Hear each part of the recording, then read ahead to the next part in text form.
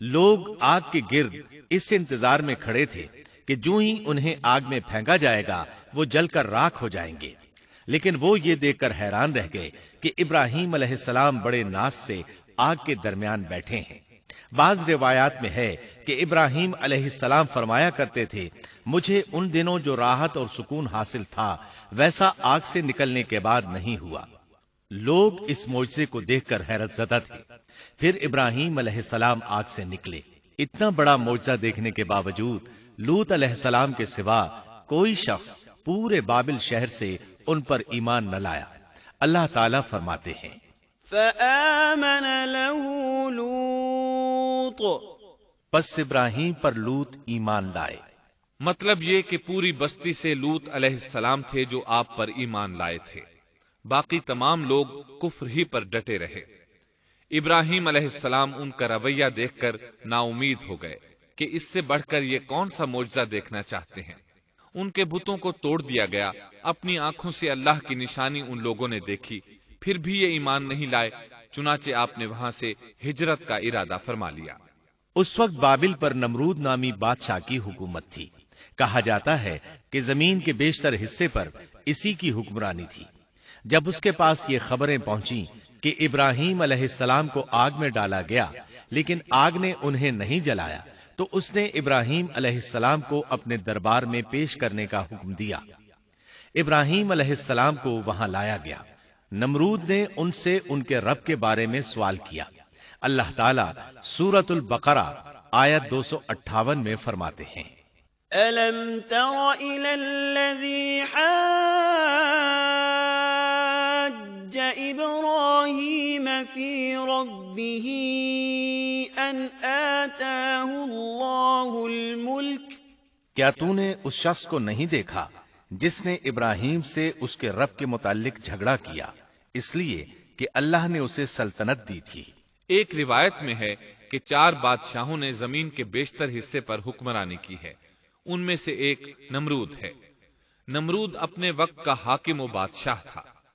ابراہیم علیہ السلام سے جب اس کی اللہ تعالیٰ کے بارے میں بات چیت ہوئی تو ابراہیم علیہ السلام نے کہا، میرا رب وہ ہے جو زندہ کرتا ہے اور مارتا ہے۔ جواب میں اس نے کہا، میں بھی زندہ کرتا ہوں اور مارتا ہوں۔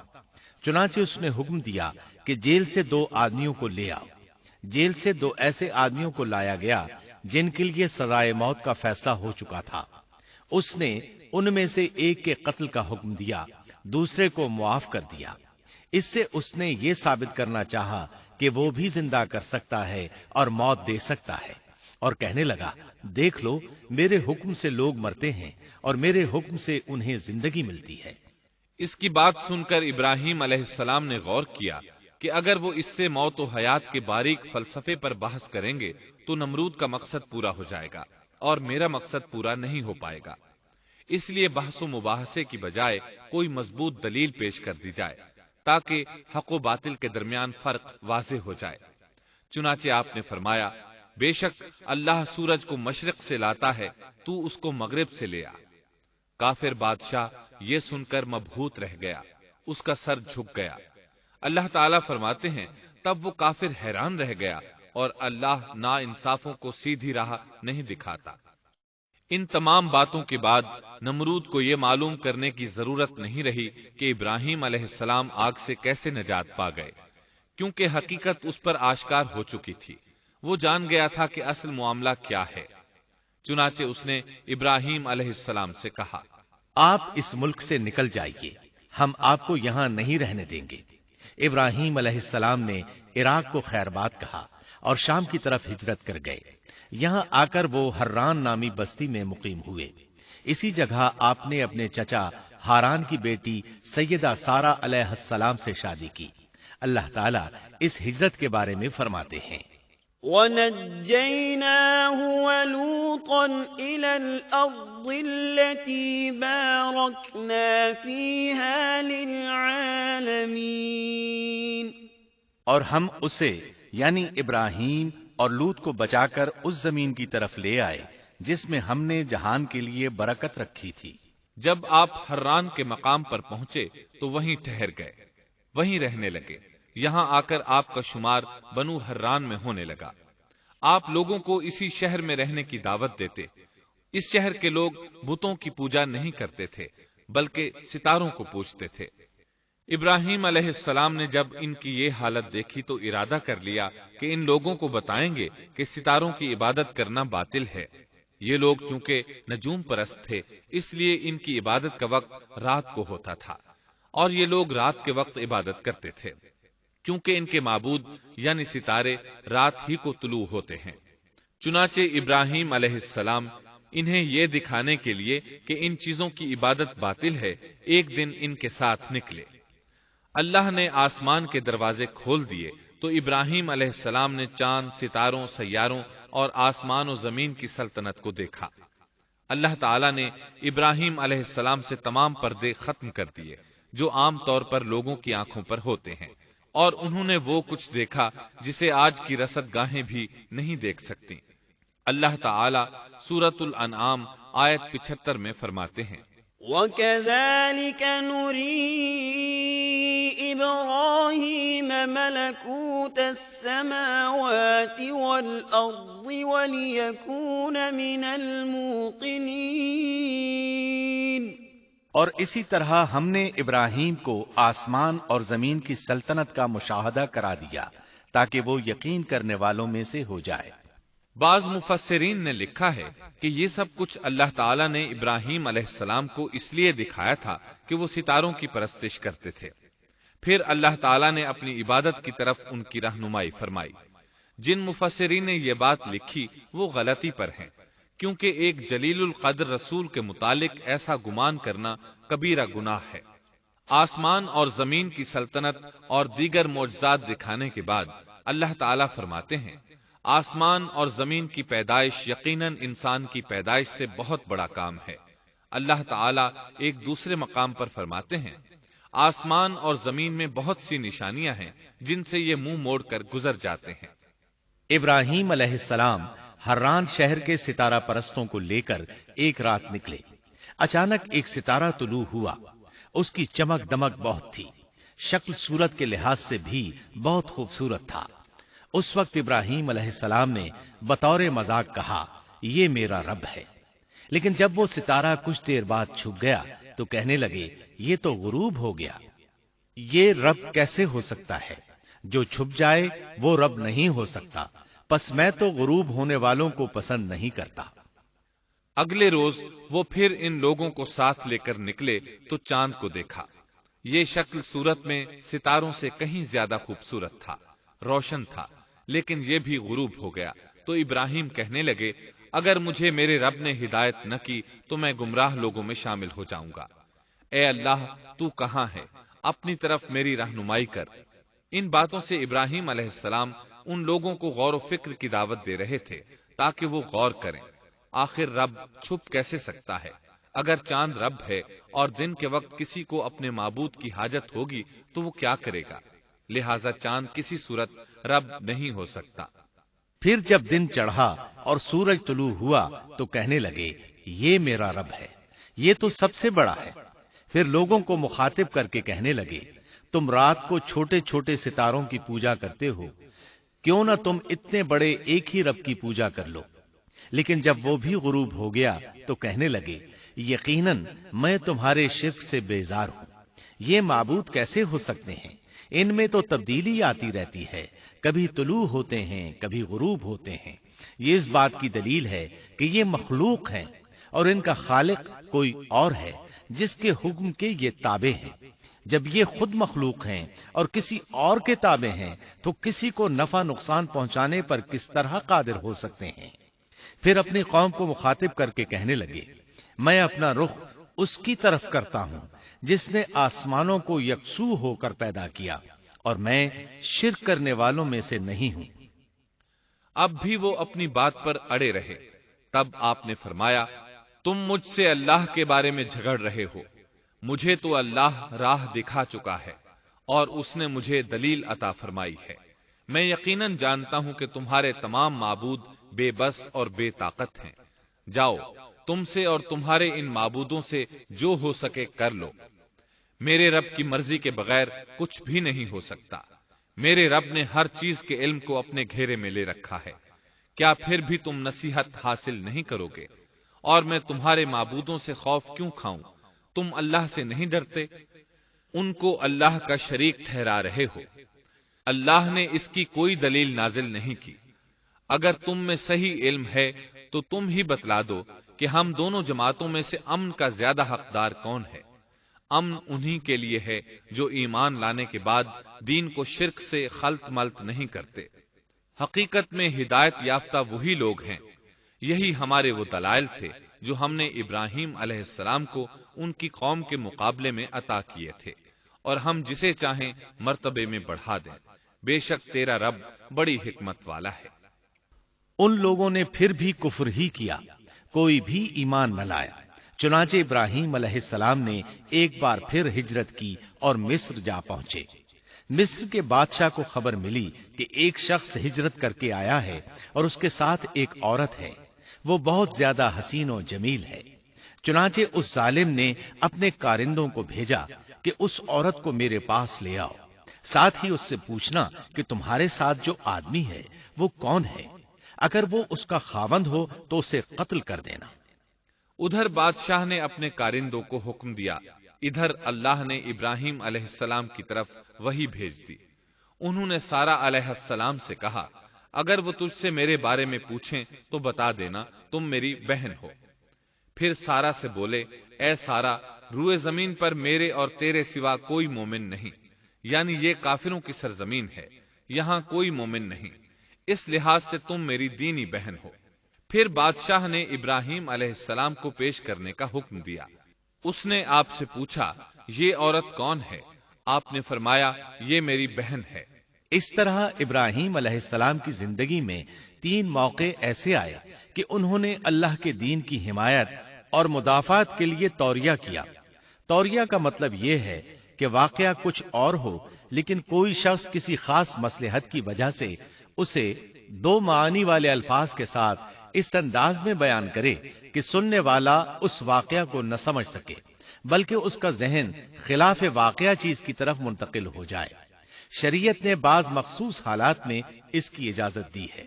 وہ 3 مواقع جہاں ابراہیم علیہ السلام نے توریہ فرمایا، ان کی وضاحت کچھ اس طرح ہے۔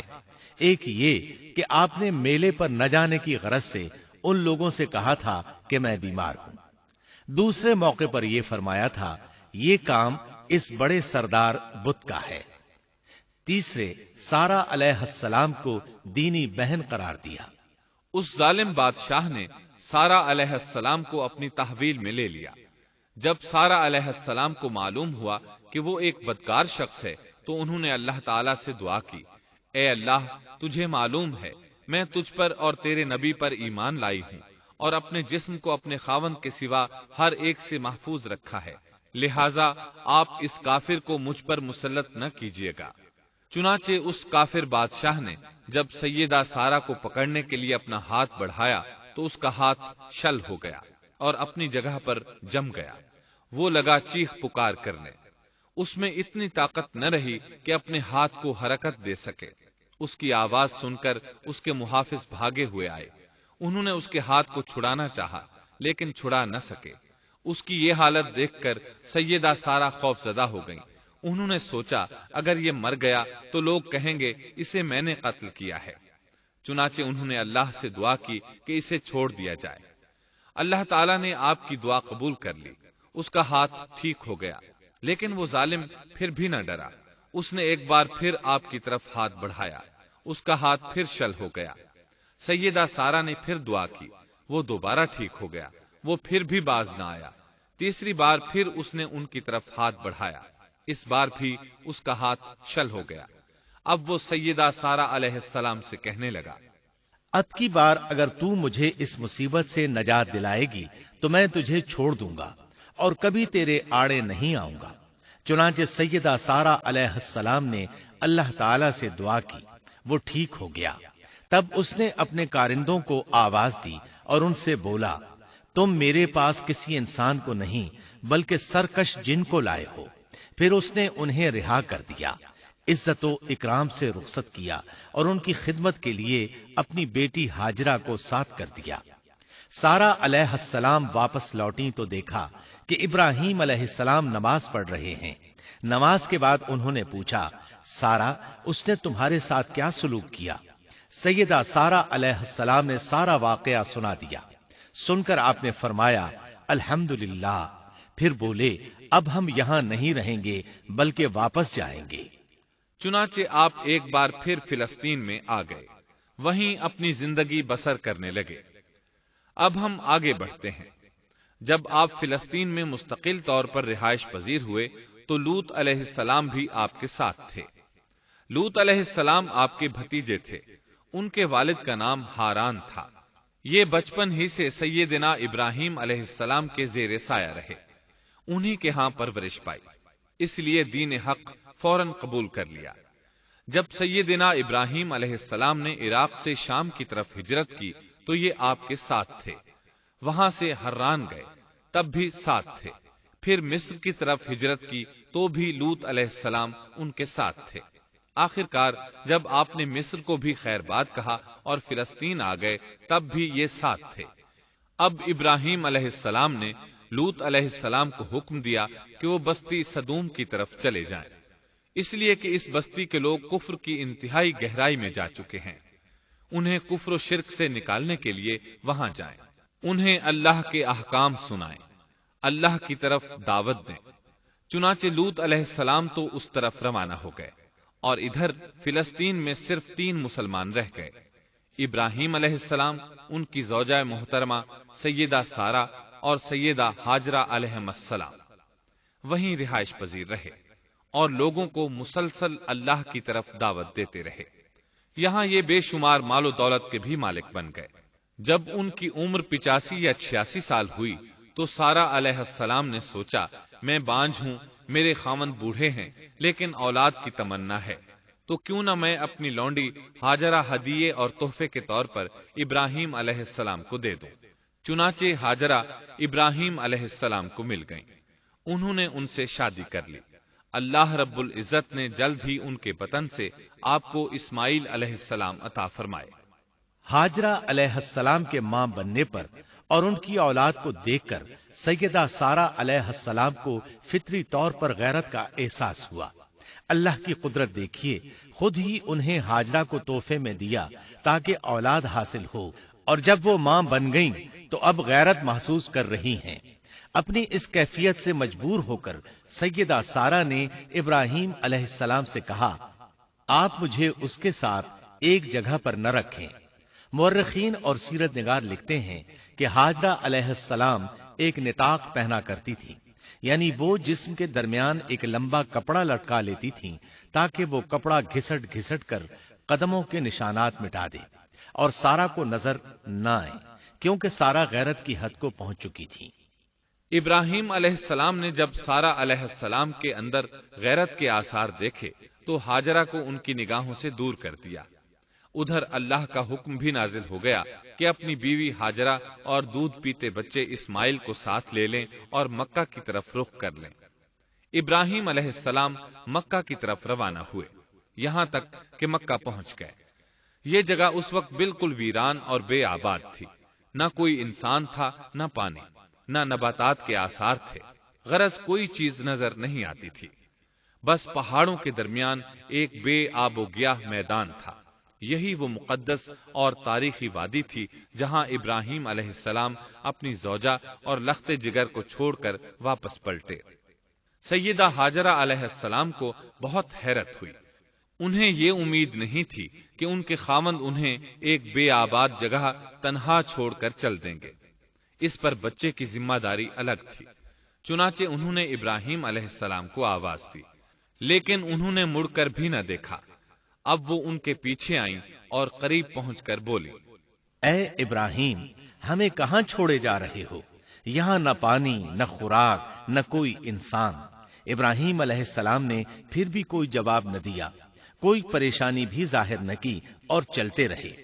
सैयदा हाजरा भी आपके पीछे चलती रहीं और पूछती रहीं कि हमें किसके हवाले करके जा रहे हैं। यहां तो कोई भी जानदार नहीं, मुकम्मल तौर पर बेआबाद इलाका है। लेकिन उन्होंने अब भी कोई तवज्जो न दी। आखिर सैयदा हाजरा ने कहा, کیا آپ کو اللہ نے اس کام کا حکم دیا ہے؟ اب آپ نے جواب میں فرمایا ہاں۔ تب سیدہ ہاجرہ بولی اگر یہ بات ہے تو اللہ تعالی ہرگز ہمیں ضائع نہیں ہونے دے گا۔ محترم سامعین، ابھی آپ دارالسلام اسٹوڈیو لاہور پاکستان سے قصص الانبیاء کا چھٹا حصہ بت شکن سن رہے تھے۔ قصص الانبیاء کے 7ویں حصے امن والا گھر میں آپ یہ سنیں گے، سیدہ ہاجرہ کی بیٹے کی خاطر دوڑ دھوپ اور اللہ کی طرف سے زمزم کا جاری ہونا، سیدنا اسماعیل علیہ السلام کی قوم جرہم میں پرورش، عربی زبان پر دسترس اور قوم جرہم میں شادی، مکہ المکرمہ کے لیے سیدنا ابراہیم علیہ السلام کی دعا، سیدنا اسماعیل علیہ السلام کا اللہ کے حکم اور باپ کی خواہش پر قربان ہونے کا جذبہ، سیدنا اسماعیل علیہ السلام کی جگہ مینڈھے کی قربانی، فرشتوں کا سیدنا ابراہیم علیہ السلام کے پاس مہمان بن کر آنا اور سیدنا ابراہیم علیہ السلام کا خوفزدہ ہونا، تعمیر بیت اللہ کا حکم اور ابراہیم علیہ السلام کا اعلان حج،